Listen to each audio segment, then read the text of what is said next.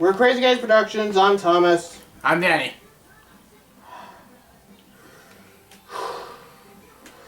Do not see the Fantastic Four. We knew this movie's gonna suck. We knew this movie's gonna suck. We knew this movie's gonna suck since day one of its announcement. What the fuck, Fox? I mean, yeah, they were trying to follow the ultimate storyline, ultimate origin, how they got their powers.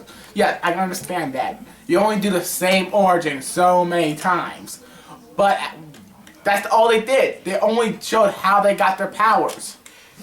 Throughout the majority of the movie, this is what I read. Throughout the majority of the movie, yeah, they only focus on the origin story. And about the last 5 minutes, that's when they start kicking in and use their powers for good.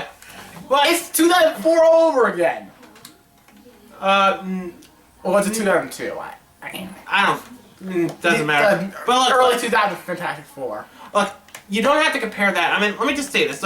This is going to be a rant video, of course, the new reboot, which everyone knows it sucks, and why it really failed miserably, and why we predicted that this movie sucks since day one.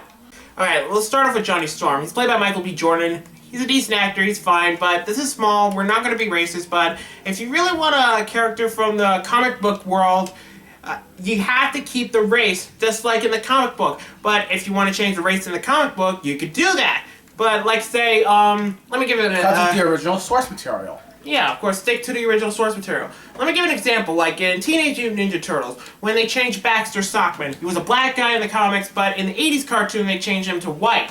Which, I had to admit, that's okay. But I'm glad they changed him back to his original race in the current cartoons. But another one, Nick Fury. He wasn't he originally white? He was white in the original comics, then in the Ultimate Comics he became black for Samuel Jackson, but now in the new comics, it's now Nick Fury's son who's now black because of the movies. Nick Fury Jr. But again, look, I'm not dissing Michael B. Jordan. He might be a really fine actor, but you know what? I'm gonna give him another chance. You know that Rocky spinoff, Creed? I want to give that a shot. I want to give Michael B. Jordan another chance. This one didn't work for him. I was willing to give the movie a shot, but then they killed the movie as soon as they made Dr. Doom a computer geek. An internet troll, you mean? Yeah. Oh, yeah, that is stupid. You can't change the origins of a character. I mean, what we got from the Tim Story versions, that I can recommend as Dr. Doom. What we got in the Roger Corman version, I consider that as Dr. Doom. Barely, but still, they at least got some of him right. Yeah, but what did Sean say? He said he's a demon child of Ermac and Like, what's a computer troll? yeah, he kind of looks like a metal-faced Ermac from Mortal Kombat. And he's a computer hacker. I mean, yeah, not the master, the mystic arts and, technology. That's another thing that killed the movie for us. But after seeing the trailers, I was really rolling my eyes. I really didn't know what to expect. It was just bullshit one way after another. Oh, and speaking of bullshit, nowadays in the movie world, we're getting too used to computer-generated imagery, aka CGI. But let me just say this. In the Tim Story version, Michael Chiklis, Golden Globe winner, he was dreaming of playing Ben Grimm. He got his wish, but the sad problem is that he has to wear a 40-pound foam suit to play the Thing. But it doesn't matter. I can tell. It worked. Yeah, it does work. Because he was there. You actually feel him as being there. You had weight to him.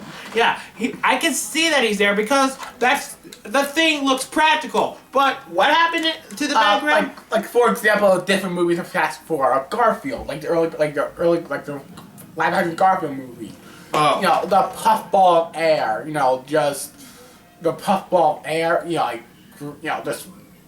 They were literally holding air. You cannot tell. I mean, if you're holding a prop, then you can tell it has weight to it. I mean, for example, the Transformer, Ben Grimm, Yeah, well, okay, so you've gone from Fantastic Four to Garfield. Really? But if you really They're wanted... both orange. Well... But hey, I think I know a better example. Stuart Little. Gina Davis was kissing a baseball when during the time when she's saying goodbye to Stuart when his parents come to take him away. That makes it more believable because it was something that she had. For example, one of the greatest animated movies, Roger Rabbit. Who Framed? Oh yeah, that's a better example because they a mixture of animation and live action. That's one of our favorite films. And the strangest thing is, you can actually feel the cartoon characters are more there, more alive than the new thing, or like I said before, Garfield. Yeah, he looks like something that what is he? What is that Batman villain that's made of clay? Clayface? Clayface, yeah. It's kind of something that Clayface shat out. It looks like something that Clayface shat out after he ate so much junk food. Or it looks like an early game on the Xbox 360. That's what it rendered. Like, it looks like. No, I'm thinking of more of a regular Xbox with the more polygonish. True. Yeah, but and the worst part about it, he's naked. You can't make the thing naked. I mean, where's his shorts? Where's his pants? You can't have the thing naked. I mean, even in some versions, he at least had like some underpants. I mean, yeah, that makes sense. Oh, you know what's the biggest smack in the face about the thing? His alternate form, Ben Grimm, the actor who played him, was barely in the movie. I mean, seriously, it's like that in this one, Reed Richards and Ben Grimm doesn't even have any chemistry. That is what I call bullshit. But considering they're lifelong friends in almost every other version. Yeah, of course. But let me just say this. I might have to do a comparison right now to the Tim Story version. Right before I saw that movie, I got a couple of the comic books before the movie came out, and I seen some commercials from the toy line, and it was fantastic.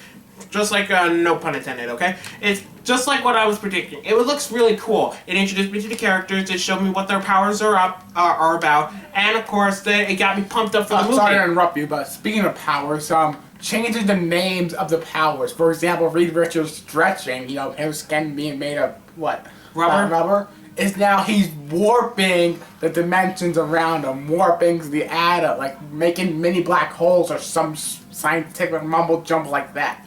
I mean, just say he can stretch. And that's another thing, the stretching. The way he stretch is not good for a gritty reboot, a gritty movie. I mean, it's too cartoonish. Is that the right word? It'll work. It fits the character. It doesn't fit for a greedy reboot. It fits for a regular movie. Like if you see anything from the Marvel Cinematic Universe. Even the 2000s Fantastic Four, it worked there because it was goofy. I mean, the Fantastic Four are goofy. Well, it's part of their charm. It's part of their charm. That's what I like about it. Now, again, let me just say this. I mean, we're already epic space battles. Yep, fighting Galactus along with the Silver Surfer. Okay, that one, your brother Sean, he said that he wanted his money back, but I would say that with the Tim Story version, let me just say this, that they're like Citizen Kane and Casablanca compared to the reboot. And let me just say this about the actors. I'll compare them to the Tim Story version, alright? Jan Griffith, Chris Evans, who's now Captain America, Jessica Alba, and Michael Chiklis. Those four acted like the real characters we know. And of course, for the most part. Yeah, for the most part. Well, it's a really good Kickstarter for Chris Evans to be in the Marvel Universe, since now he is Captain America. And I have to admit, if he wants to relive the past... Well, at least we know how he got out of the ice. He uses flame powers. Okay, that was good, but let me just, I'll just say that the characters are believable in the Tim Story version. Even in the sequel, I do have to say it looks better. Because, seriously, I know it's the introduction of Silver Surfer, but as a sequel to the original 2005 movie, I was excited. My dad was excited because he really wanted to see the Silver Surfer for the first time on the silver screen. He even had a Silver Surfer pin that I can't even find. Yeah, he really had that. So, bottom line, let me just, to finish this up, they focus more on the origins in the 2015 version and just go to the climax the last 5 minutes. And after they beat Doom, they cut him off. They cut the movie off. That's it. Like you're expecting a sequel. I mean, that never almost never happens when you do make a shitty movie like that. Okay, let me just say this. If they're predicting that they're going to make a sequel, don't even get into the temptation. That is never going to happen. It's a sign that Fox is just using this as a cash grab to keep the license of the Fantastic Four and not give it back to the Marvel Cinematic Universe. I'm going to say this. Disney, give them back get the Fantastic Four back. I mean, you already got Spider-Man back. I mean, why can't partially. They got Spider-Man back, you know, as a but just a little bit. But he'll fully come back in the next film. Yeah, because they're just preparing him. But also the whole bullshit that they cut the X-Men and the Fantastic Four out of the Marvel poster because of contractual bullshit. That is just pathetic. You know, Fox, let me just say this. When it comes to Marvel movies, keep the X-Men. You know how to do with them. But with the Fantastic Four, give it back to Marvel. So, bottom line, take it from both of us. Do not see this movie. It's a waste of money. If you want to see a better movie at this time, Mission Impossible Rogue Nation. That is a better movie that I can recommend. It is worth the money. Or hell, Shaun the Sheep should be better. Ant-Man. Ant-Man, oh yeah, that's a better one. It tries to compete with Ant-Man. Yeah, I don't know why they do it because, well, you can't top the Marvel Cinematic Universe. They know how to make awesomeness. And, wait, did Stan Lee ever make a cameo? No, so Stan Lee didn't even appear in it. Well, oh my god, he knew that this movie was going to be a piece of shit, so he decided not to make a cameo. That's what I'm talking about. That or he has a contract with Disney not to appear in any movies besides Disney approved. That's good. But wait a minute. That was before when he also made cameo appearances in the X-Men movies. Whatever. Just fuck the new Fantastic Four. Just fuck it. Ant-Man, see Mission Impossible. Hell, just sit or go outside, play video game. I don't know. Just do anything else. Just if you want to be a filmmaker, just go make a movie. You know what? We can make a better Fantastic Four movie. So that's it. I'm Thomas. I'm Danny. And we're signing off. See you later, you fuckers.